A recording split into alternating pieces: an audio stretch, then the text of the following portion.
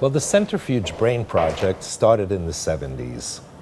Dr. Brenswick at the University of the State of New York was involved in a research on the effects of kindergarten rides on the learning curve of 4-year-old children. We developed the idea of building a larger, stronger device to examine the effects also on adults. The first tests were a disaster. It reached 6 Gs and it broke apart. We lost our academic standing.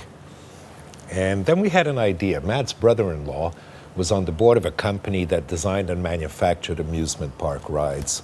They had all the resources for us to continue our experiments. We designed our first real prototype, which was the Sphere-a-thon.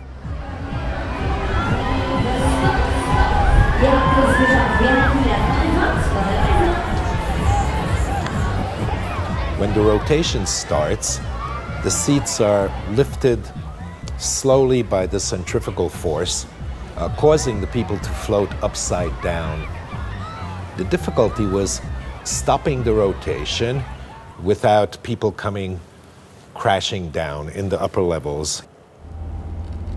We established an independent company funded by amusement park visitors. Well, the more people that came around to the amusement park, the more funding we had.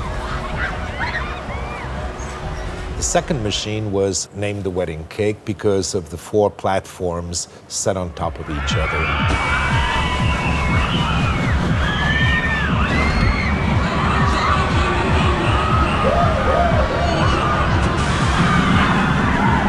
These machines provide total freedom, cutting all connection from the world you live in, communication, responsibility, weight. Everything is on hold while you're being centrifuged. Some of the test results that year were a little too extreme to be published, so for the next phase, we shifted our attention to height instead of acceleration.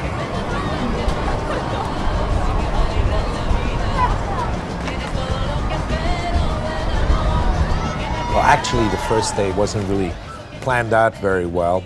Everybody wanted to get on, and not realizing that it was a 14-hour ride, some people fell asleep, missed their stops, and had another 14 hours, and you could imagine, the problems that entailed.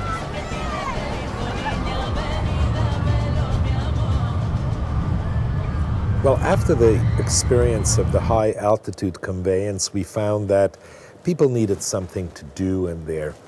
And we introduced an interactive option. Each cabin was equipped with a button. This way they felt they had a little bit control over the ride itself.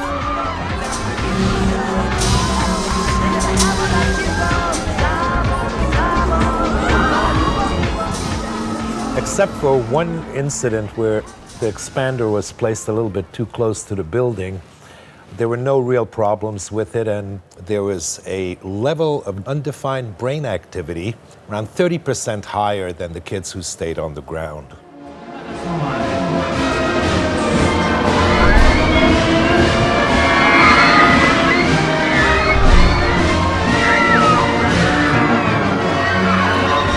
This contraption is the dandelion. It was designed to simulate the prenatal experience. For example, when a mother is walking, the baby would kind of move around.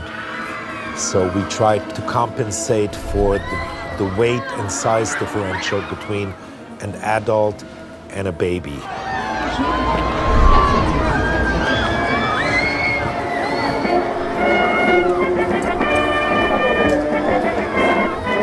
The concept behind this one was that the subject had no idea which track it was going to take.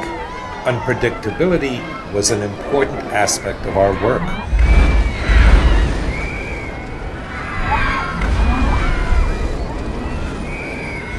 Which in many people resulted in readjustments of key goals and life aspirations.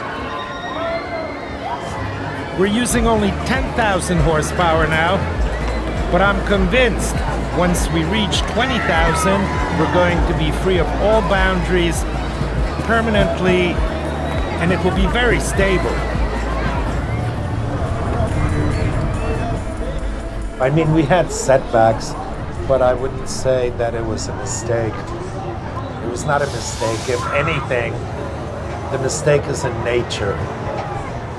Gravity is a mistake. We fight the forces that hold us down, and whole life is an effort to escape from reality.